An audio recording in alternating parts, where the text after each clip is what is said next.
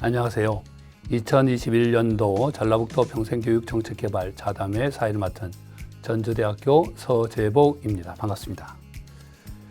전라북도와 전라북도 인재평생교육진흥원에서는 매년 평생교육과 관련된 정책 개발을 위해 다양한 노력을 하고 있습니다. 그동안 주로 특강과 포럼으로 진행했습니다만 올해는 코로나19의 영향으로 온라인 콘텐츠 생산과 병행할 수 있도록 전문가 자담회 형태로 진행하고자 합니다. 내용적으로는 개인의 자유로운 삶과 공동체의 민주적 운영을 위해 갈수록 그 중요성과 필요성이 강조되고 있는 민주시민 교육을 주제로 선정하였습니다. 최근 코로나19의 영향으로 민주시민 교육에 대한 논의가 더욱 활발해지고 있는 점도 감안하였습니다. 그럼 지금부터 전라북도 민주시민 교육의 이해와 필요성을 주제로 세 분의 전문가를 모시고 정책 자담회를 갖도록 하겠습니다. 먼저 함께 하신 민주시민교육 전문가를 소개하겠습니다. 전주교육대학교 이경한 교수님 반갑습니다. 네, 안녕하십니까. 전주교대 사회교육과의 이경한입니다. 저는 우리 학교에서 세계 시민교육에 대해서 주로 강의를 하고 있습니다. 학생들이 글로벌 시민의식을 갖고 좀 더 넓은 세계 그리고 공동체의 삶을 살아갈 수 있도록 지향하고 있습니다. 그리고 우리 대학의 시민교육 역량 강화 사업단을 맡아서 시민교육에 좀 더 관심을 갖도록 지향하고 있습니다. 반갑습니다. 네, 감사합니다. 다음은 서울특별시 생활속 민주주의 학습지원센터 임지순 센터장님 참석하셨습니다. 네, 반갑습니다. 네, 저는 서울시 생활속 민주주의 학습지원센터장 임지순입니다.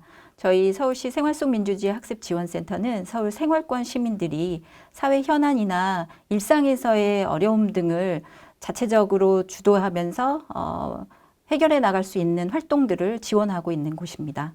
네, 감사합니다. 그리고 전주 YMCA 조정현 사무총장님 참석하셨습니다. 네, 반갑습니다. 저는 전주 YMCA 조정현입니다. 전주 YMCA는 1925년에 창립이 되었어요. 그래서 지금 현재 97년의 역사를 가지고 있죠. 3.1운동 이후에 일본 식민지 지배체에서 민족의 계몽과 민족의 교육을 위해서 선각자들이 어떤 지역사회 속에서 함께 시민교육, 농민교육, 계몽교육 등을 진행하고자 창립하였습니다. 개인적으로는 1997년에 아데나 재단을 통해서 민주시민교육을 처음 접하고 같이 연수하고 학습하면서 25년 정도 민주시민교육을 지역사회와 한국 시민사회 속에서 함께 하고 있습니다. 현재는 전라북도 민주시민교육 네트워크 운영위원장도 함께 역임하고 있습니다. 네, 감사합니다. 네, 감사합니다. 네. 오늘 자담회 주제는 전라북도 도민을 대상으로 민주시민 교육의 이해와 필요성입니다. 주제 내용은 크게 세 가지로 나누어지는데요. 민주시민 교육의 개념과 필요성, 그리고 민주시민 교육의 현재, 세 번째로 전라북도 민주시민 교육의 방향에 대해서 자담회를 진행하도록 하겠습니다. 먼저 첫 번째 주제인 민주시민 교육의 개념과 필요성에 대한 의견을 나누도록 하겠습니다. 현재 전국 14개 시도와 14개 시도교육청에서는 민주시민 교육 조례가 제정되어 있고 민주시민 교육의 필요성에 대한 공감대를 바탕으로 다양한 민주시민 교육 프로그램이 진행되고 있습니다. 하지만 민주시민 교육을 실행하기 위한 법적 제도적 근거인 민주시민 교육지원법이 아직껏 제정되지 못하고 있습니다. 민주시민 교육이 편향된 이념교육이라는 오해도 있고 인권교육, 다문화교육, 성평등 교육 등 다른 교육과 관계가 모호하다는 주장도 있습니다. 그렇다면 민주시민 교육을 어떻게 이해하면 좋을까요? 이경한 교수님께서 먼저 말씀해 주시면 고맙겠습니다. 네, 민주시민 교육은 여러 정의가 있겠습니다만 가장 보편적인 정의로서는 시민들이 민주주의에 대해서 일단 이해를 하고요. 그 이해를 바탕으로 해서 민주적 가치와 태도를 기르고 이를 통해서 정치적 문제에 대해서 적극적인 능동적 참여를 하는 시민적 역량을 기르는 교육을 저희가 민주시민교육이라고 합니다. 그래서 민주시민교육의 키워드는 민주주의, 시민, 그리고 교육입니다. 이걸 바탕으로 해서 참여하는 시민을 강조하고 있는 것이 바로 민주시민교육의 핵심이라고 볼 수 있죠. 이 민주시민교육은 크게 관점을 본다면 세 가지로 분리해 볼 수 있겠는데요. 그 중에 하나가 이제 자유주의 시민교육의 한 모습인데요. 인간의 기본적 권리를 중시합니다. 사람이 살아가는데 가진 기본의 권리, 그리고 그 기본의 권리를 갖는 것은 당연한 것이고 이걸 어떻게 실천시켜 줄 건가, 실현시켜 줄 건가, 이런 고민을 함께 나누는 거죠. 이걸 위해서 함께 협동하고 A 발음과 같은 시민성, 관용, 그리고 공정심, 이런 덕목들을 가지고서 함께 사는 사회를 만들려고 하고 있습니다. 다른 관점은 공동체주의인데요. 개인의 선택에서 벗어나서 우리가 공동체 일원이라는 것을 적극적으로 강조하고 그 삶에 참여하고 그 삶이 우리를 더욱더 풍요롭게 해줄 것이다라는 생각입니다. 그래서 시민들에게 공공의 선이 있고요. 그 선을 위해서 전체적인 소속감 혹은 책임감을 강조하는 겁니다. 여기서 나오는 것들이 공감과 관용의 미덕, 그리고 공동체에 대한 책무, 때로는 집단적 효능감, 그리고 공동선의 추구를 지향하고 있습니다. 다음 편은 이제 최근에 나온 것은 이제 공화주의 시민교육이라고 볼 수 있는데요. 20세기 후반에 신자유주의에 대한 반영으로 나왔습니다. 신자유주의를 하다 보니까 정부 역할을 최소화해 보니까 지나치게 사익을 강조하는 이런 측면들이 강조됐습니다. 여기에 시민들을 어떻게 보호할 것인가? 그럼 법률적, 제도적 장치를 통해서 시민을 적극적 보호하고 시민의 삶을 도와줘야겠다라는 주장을 하게 되겠죠. 이를 위해서 결국 많은 사람들이 함께 연대해서 참여하고 그 문제에 적극적 관심을 갖도록 이끌면서 시민의 책무, 덕, 시민 참여, 심의 이런 가치를 존중하게 되고 있습니다. 이런 측면들을 통해서 결국은 민주시민교육은 우리가 시민의 주체로서 우리가 살아가는 문제에 적극적인 관심, 참여할 수 있는 그런 역량을 기르는 교육이라고 볼 수 있습니다. 네, 감사합니다. 아무래도 이제 민주시민 교육의 필요성에 대한 많은 생각들이 있기 때문에 추가적으로 조정현 사무총장님께서 생각하시는 민주시민 교육에 대해서 말씀해 주시기 바랍니다. 네, 저는 그 민주시민 교육에 대한 시민사회의 좀 관점에 대해서 잠깐 말씀드리겠습니다. 그 민주시민 교육의 목적은 민주주의 제도를 실질적으로 질적으로 성장과 발전시키는 데 그 목적이 있습니다. 흔히들 민주주의라고 이야기하면 선거를 이야기합니다. 민주주의라고 하면 선거와 4.19나 5.18, 그 다음에 6월 항쟁, 촛불혁명 등 광장 민주주의를 우리는 익숙하게 다가옵니다. 그러나 일상으로 돌아오면은 민주주의란 때론 공허합니다. 개인, 가정, 학교, 공동체, 지역사회 등 일상을 살아가는 생활세계 속에서 일상적으로 구현되고 작동하는 민주주의를 이루어야 합니다. 이를 위해서 민주시민교육이 민주사회를 이루어가는 데 꼭 필요한 요소이기도 합니다. 또한 그러한 민주적인 가치들은 행동과 자세, 태도를 갖춘 시민교육이기도 합니다. 어떤 민주사회의 공공적 가치인 인권에 대한 감수성, 기후위기 시대에 지속가능한 삶을 위한 환경적인 지식, 또 사회적 약자에 대한 배려, 혐오와 폭력에 대한 저항, 사회적 문제에 대한 인식, 이러한 것들을 익히고 일상생활 속에서 실천하는 과정이 민주시민 교육에 있어서의 좀 중요한 과정이라고 할 수 있습니다. 네, 감사합니다. 두 분 이야기 잘 들었습니다. 두 분 이야기를 통해서 민주시민 교육이 왜 필요한가에 대해서 충분히 이야기를 했는데요. 민주시민 교육은 먼저 민주주의에 대한 올바른 이해를 바탕으로 민주시민으로서 역량을 길러야 할 것으로 보입니다. 무엇보다도 민주시민 교육은 공동체 구성원들이 함께하는 교육이라고 할 수가 있겠습니다. 그렇다면 대한민국에서 민주시민 교육은 과연 어떻게 진행되어 왔을까요? 그래서 임지순 센터장님께 부탁드리겠습니다. 예. 네. 우리나라에서 민주시민 교육은 아무래도 시민사회를 중심으로 발전을 해왔습니다. 1990년대부터였는데요. 방금 총장님께서 말씀해 주셨지만 1997년에 독일 아데나워 재단의 후원으로 12개 경실련을 포함해서 아마 당시에 이제 우리 사회의 주요 시민사회 단체였을 텐데요. 12개 시민사회 단체가 민주시민교육 포럼을 구성을 했고, 그래서 민주시민교육의 이 가장 그 발전된 모습을 보이고 있다고 하는 그 독일에 연수를 다녀오기도 했습니다. 그렇게 시작이 돼서 저희가 계속 민주시민교육법 제정을 위한 여러 번의 시도들이 있었는데 지금 현재 21대 국회에서도 발의가 되어 있습니다만 아직까지 민주시민교육법이 제정이 되질 못했습니다. 그러면서 이제 각 사회 영역별, 의제별로 개별적인 교육 지원법들이 만들어지기 시작을 했습니다. 통일, 법, 환경, 경제 등 이제 개별적인 법률들이 이제 만들어졌고요. 그 다음에 이제 2001년에는 민주화운동기념사업회가 설립이 되면서 이제 국가 단위에서의 민주시민 교육은 이곳을 중심으로 해서 펼쳐지게 됩니다. 그 이외에 이제 자치단체 중심으로 이제 민주시민 교육이 시작이 되는 건 2014년 서울특별시에서 민주시민 교육 조례를 제정하면서 시작이 됐는데요. 바로 그 다음 2년 뒤에 2016년에는 지금 바로 이곳 이제 전라북도에서 민주시민교육 조례를 제정해서 현재는 13개 광역시도에서 민주시민교육 조례를 제정해 있고요. 기초자치단체의 경우에는 41개에서 조례를 제정해 있고 그 외에 시도교육청의 14곳에서도 민주시민교육 조례가 제정이 되어 있습니다. 네, 감사합니다. 아마 전국이 17개 시도가 있기 때문에 머지않아 이제 모든 시도 지자체가 조례가 만들어질 거라고 봅니다. 민주시민 교육은 국가마다 차이가 있는 것 같습니다. 용어상의 차이도 있고 내용상의 차이도 있는데요. 아무래도 이제 서구의 민주시민 교육이 좀 더 빨리 발전했을 텐데요. 이 부분에 대해서 전문가이신 우리 이경환 교수님 말씀해 주시겠어요? 네.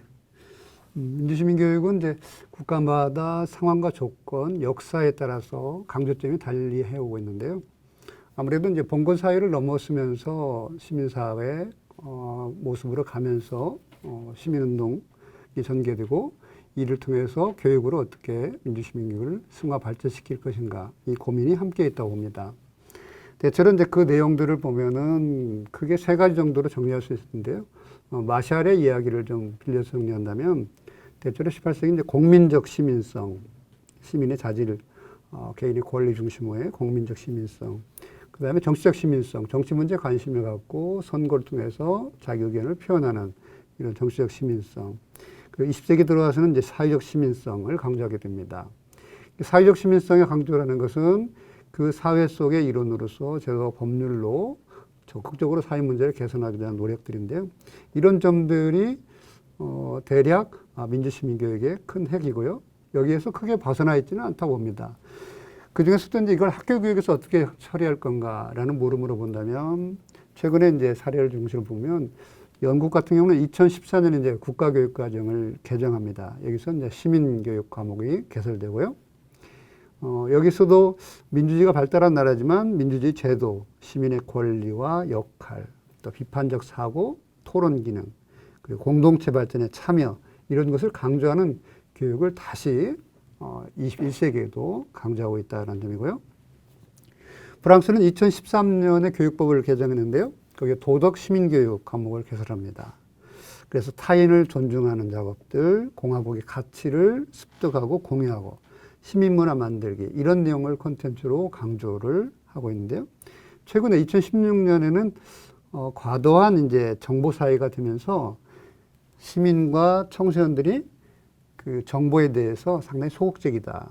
또 문해력이 떨어진다. 이런 점들이 비판돼서 학생들이 미디어, 의사소통, 디지털 문해력 향상. 그래서 요즘 말하는 디지털 문해력 시민성을 강조하는 이런 측면으로 바뀌면서 함께 어떤 무엇을 할 건가. 결국 그렇지만 그 맥락은 다 공동체 사회를 함께 만들어가자라는 점에서는 공통점을 가졌다고 볼 수 있겠습니다.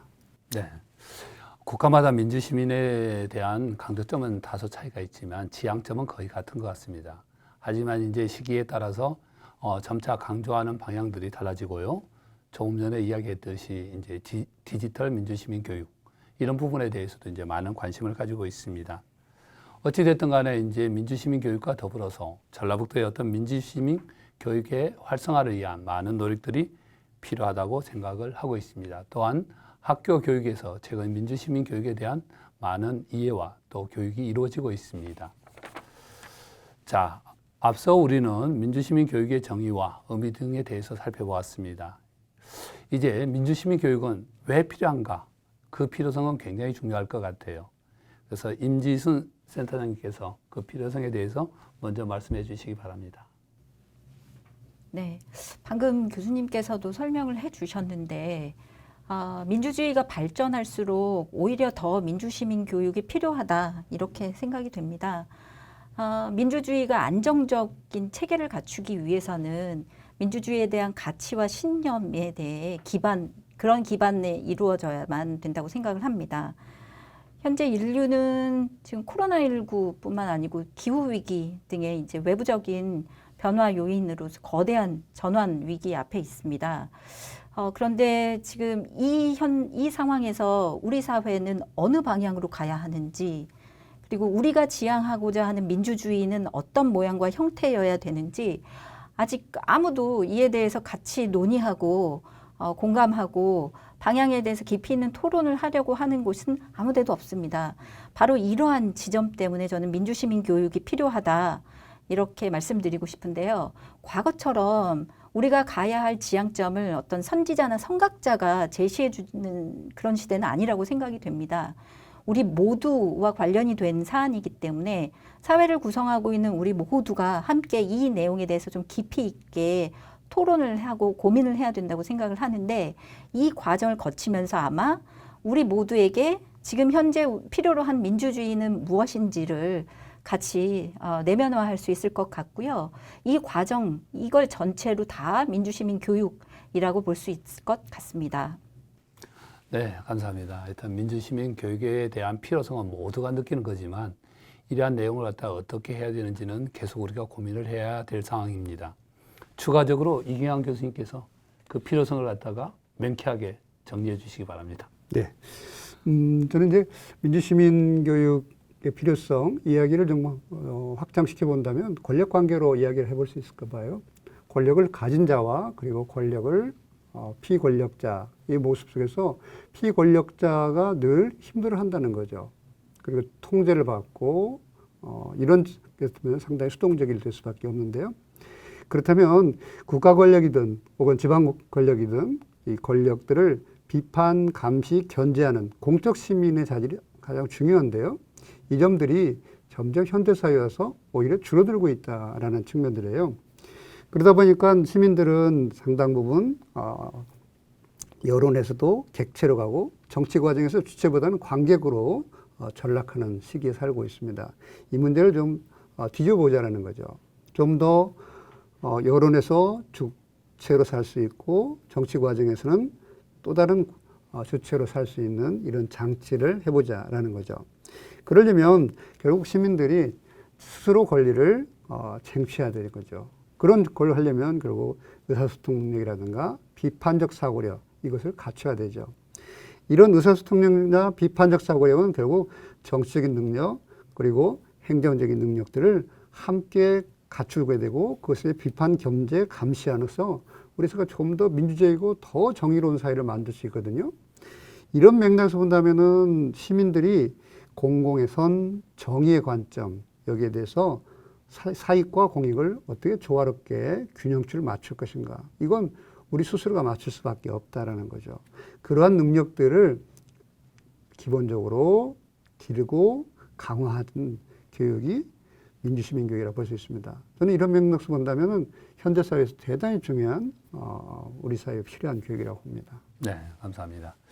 민주시민 교육의 필요성은 모두가 공감하고 있습니다. 그런데 이제 그 왜 필요한가의 문제, 그리고 어떠한 내용으로 할 것인가 문제, 그리고 방법에 대한 것들은 많은 고민이 있습니다.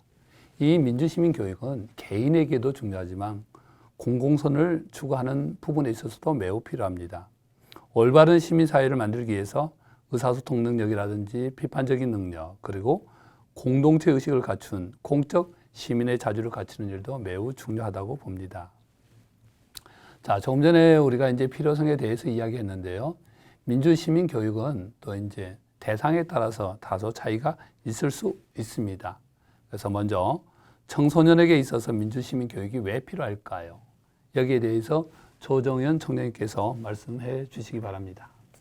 네, 그 YMCA가 청소년 단체라서 저에게 이런 질문을 주신 것 같은데요. 네, 맞습니다. 네, 저희가 그 해마다 가장 중요하게 생각하는 교육 과정이 그 민주시민교육 청소년 지도자를 육성하고 교육하고 훈련하는 일들을 가장 중요하게 생각하고 있습니다. 그래서 해마다 한 20-30여 명분의 시민 지도자들을 양성을 하고 이분들이 한 100여 차례에 걸쳐서 한 2,000여 명의 청소년들에게 민주시민 교육을 진행하고 있습니다.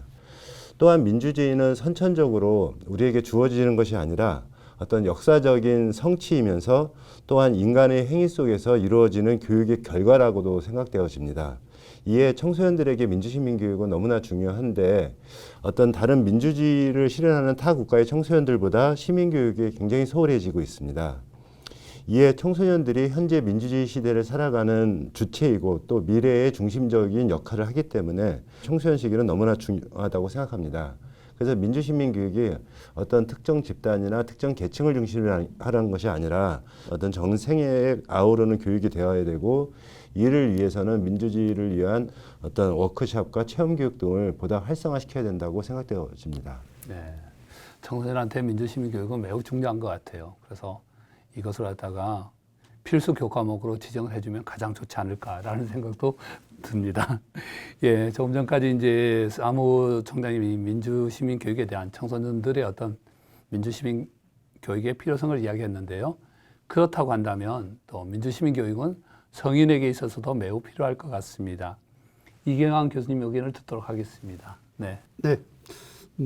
앞에 총장님 말씀하신 것 같이 청소년기의 교육을 바탕으로 해서 이게 성인 교육을 이어주는 민주시민 교육은 전생에 걸쳐서 필요한 교육이다라고 생각하고요. 그런 맥락에서 이제 어른이 되면 교육이 필요 없는가? 그렇지는 않다는 거죠. 어른일수록 저는 더 많은 교육이 필요하다고 봅니다. 우리가 재교육도 하고 있는 것 같이 평생교육 차원에서도 접근할 수 있는데요. 그 얘기는 뭐냐면 어른이 되면 스스로 그 사회 문제 혹은 정치 문제, 이 문제에 다 연관성이 더 높아진다는 거죠. 결국 국가에 사는 거 혹은 지자체에서 하는 일들, 많은 일들이 남의 일 같지만 본격적으로 자기 일이라는 거죠. 이런 관심을 갖고 본다면 성인의 민주시민교육은 더더욱 필요하다라는 거죠. 거기에 깨어있지 않으면 스스로 객체화되고 항상 수동적으로 끌려다니는 이런 모습을 할 거라는 거죠. 저는 그래서 우리 사회에서 성인에서 주체적 참여의 필요성을 강조하고 싶습니다. 스스로 그 사회의 주인이 돼서 어떤 정책의 그 입안자까지는 안 되지만 정책을 견제할 수 있는, 감시할 수 있는 이런 역할들을 강화해서 스스로 문제를 스스로 결정할 수 있어야 되겠죠. 이런 모습은 결국 참여민주주의라고 볼 수 있습니다. 그래서 이 참여민주는 개인의 힘은 약할 수 있습니다. 하지만 개인이 모이면 됩니다. 그래서 우리가 연대라는 표현을 쓰죠. 그래서 시민들 간의 연대와 협력, 그리고 통해서 합리적 의사결정, 그리고 그걸 통해서 행동으로 실천하는 이런 능력들을 갖추기 위해서는 어른들의 민주시민교육은 대단히 필요하다라는 거죠. 자, 지금까지 이제 민주시민 교육의 필요성과 그다음 청소년, 성인의 민주시민 교육의 필요성을 들어봤습니다. 근데 민주시민 교육은 사실 이론적으로 아는 것도 중요하지만 생활 속에서 이루어지는 것도 굉장히 중요할 거라고 생각합니다. 이 부분에 있어서 가장 전문가이신 우리 임지순 센터장님의 생활 속 민주시민 교육에 대해서 한번 이야기 들어보도록 하겠습니다. 전문가라고 말씀하시니까 제가 부담이 확 옵니다.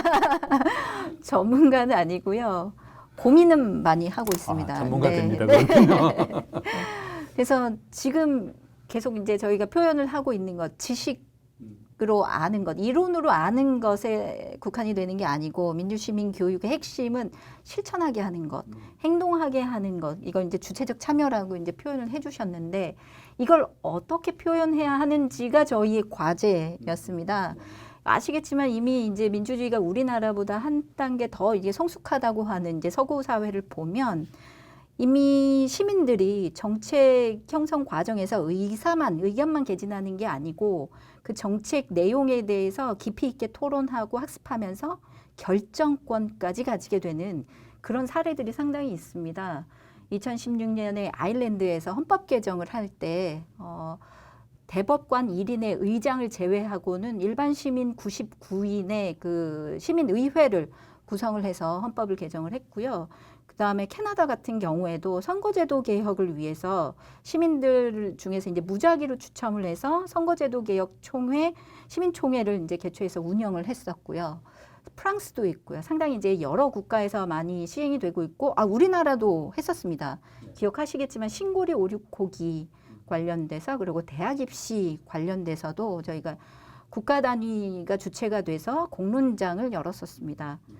그런데 이제 우리나라에서 그 공론장의 경험이 그렇게 썩 긍정적이지만은 않았던 걸로 저도 기억이 되는데요. 그건 아직 우리 사회 시민 의식이라고 하는 거, 그리고 정책에 대한 깊이 있는 토론과 이걸 결정하는데 이제 참여자들의 공익성, 그러니까 사적 개인이 아닌 공적 개인으로 이제 참여하게 되는 이런 꼭 그럴 필요는 없겠지만 어쨌든 이런 지점에 있어서의 참여 시민들의 올바른 인식이나 이런 수준이 아직 우리가 그 공론장을 운영하기에는 조금 부족하고 미진한 부분이 있지 않았었나라는 생각이 듭니다. 그래서 이제 저희 센터가 올해 그 민주시민교육의 이제 대안적 정의라고 저희는 그렇게 생각을 하고 있는데요. 정책 중심의 민주시민교육이라고 하는 걸 저희가 규정을 좀 해봤습니다. 그래서 지식과 가치, 태도, 실천 중에서 지식과 실천에 방점을 두고 이 시민이 현실의 사회 문제를 해결하기 위해서 실제로 행동할 수 있도록 저희가 지원을 해보자라는 걸 기반으로 해서 저희가 몇 가지 사업을 실천을 해봤었는데요. 이 사업에 대해서는 조금 이따가 설명을 드리는 게 좋을 것 같습니다. 네, 감사합니다. 지금까지 첫 번째 주제인 민주시민 교육의 개념과 필요성에 대해서 왜 필요한가, 그리고 대상별로 있어서 청소년과 시민들에 있어서 민주시민 교육이 왜 필요한가 부분을 들었었고요. 그 다음에 이제 임지순 센터님을 통해 가지고 생활 속의 민주시민 교육의 필요성, 이런 부분도 이야기 드렸습니다. 감사드리고요. 다음으로는 두 번째 주제인 민주시민 교육의 실제와 현실에 대해서 살펴보도록 하겠습니다.